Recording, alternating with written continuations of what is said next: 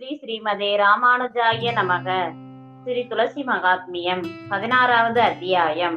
ஒரு காலத்தில் துளசி தேவியின் மகிமையை விஸ்தரித்து சொல்லும்படி மரீசி முனிவர் கருட பகவானை பிரார்த்தித்த போது அவர் நாரத முனிவருக்கு சாட்சாத் பகவான் முன் சொல்லி அருளியபடி சொல்லலுற்றார்.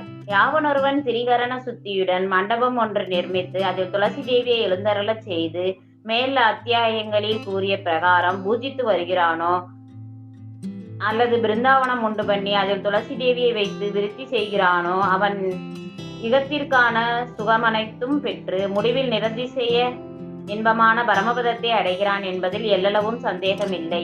ஸ்ரீமன் நாராயணன் முன்னொரு போது நாரதருக்கும் லட்சுமி பிராட்டிக்கும் உரை தருளிய கதையொன்றுண்டு. அதாவது, வனவாசியாகிய வேடனொருவன் ஜீவஹிம்சை செய்வதிலேயே அதிக்கிரமித்தவனாய் தீயவை என்று உலகில் வெறுக்கப்பட்ட செயல்கள் யாவையும் புரிந்து வந்தான். ஒரு நாள் அவன் தனக்கு ஆகாரம் வேண்டி வனம் முழுதும்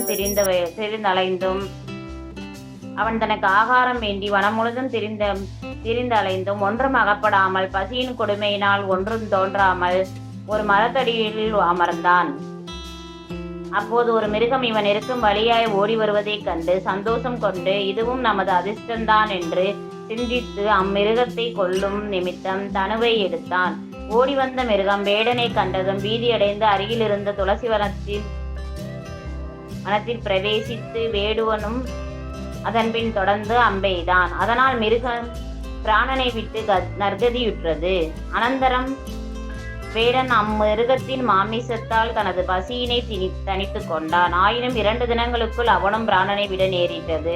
உடனே யமதூதர்கள் பாசம் முதலிய ஆயுதங்களுடன் வந்து அவனை பற்றி கொண்டு தங்களிடம் போக எத்தனித்த போது விஷ்ணுகிங்கரர்கள் பிரதிச்சயமாய் யமபடானை தடுத்து அவர்களுக்கு துளசியின் மகாத்மியத்தை பலவாறாக விளக்கி, வேடன் கொடிய பாபியே ஆனாலும் துளசி காற்றின் ஸ்பரிசம் பெற்றபடியால் சர்வ பாபங்களிலிருந்தும் தப்பி மீண்டும் வராத நெறியான விஷ்ணு லோகத்தை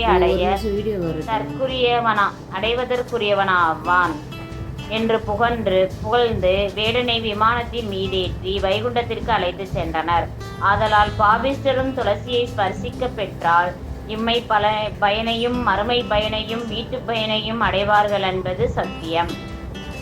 மற்றொரு காலத்தில் ரிஷிகள் எல்லோரும் சூத முனிவரை கண்டு துளசி தேவியின் விஷயமாய் கேட்டபோது அவர் பின்வருமாறு கூறுவராகினார்.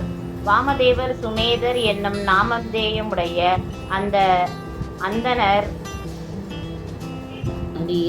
தீர்த்த யாத்திரை மேற்கொண்டு வடபிரதேச மார்க்கமாக செல்லுகையில் வழியில் துளசிவனம் ஒன்றை பார்த்தார்கள். பார்த்ததும் சுமேதர் என்பவர் அதை வலம் வந்து நமஸ்கரித்தார். இதனை கண்ட வாமதேவர் சுமேதரை நோக்கி, சுவாமி, வழிபடுவதற்குரிய வஸ்துக்கள் பலவிருக்க அவற்றையெல்லாம் விட்டு துளசிவனத்தை நமஸ்கரிக்க காரணம் என்ன? அதை எனக்கு எடுத்து சொல்ல வேண்டும் என்று கேட்டார். அதற்கு சுமேதர் அப்படியே ஆகட்டும் என்று ஒரு ஆலமரத்தடியில் அமர்ந்து வீற்றிருந்து துளசி தேவியின் உற்பத்தி கிராமத்தையும் மகாத்மியத்தையும் முன் அத்தியாயங்களில் விளக்கியபடி சொல்லி முடிக்கும் போது ஒரு விமானம் இவர்கள் முன் காணப்பட்டது.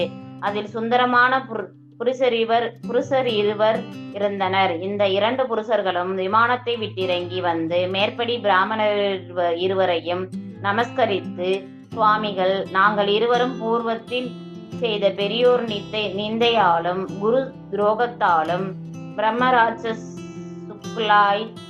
சபிக்கப்பட்டு இவ்வனத்திற்கு சஞ்சரித்துக் கொண்டிருந்தோம். இப்போது நீங்கள் வசனித்து கொண்டு வந்த துளசி தேவியின் பிரபாவத்தை கேட்க எமது சாபம் விமோசனம் ஆயிற்று.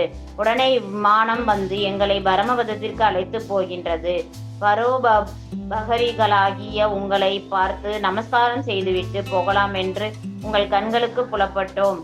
எங்களுக்கு விடை தர வேண்டுமென்று பணிவுடன் கேட்டு மறைந்தனர் என்றுரை செய்தார்.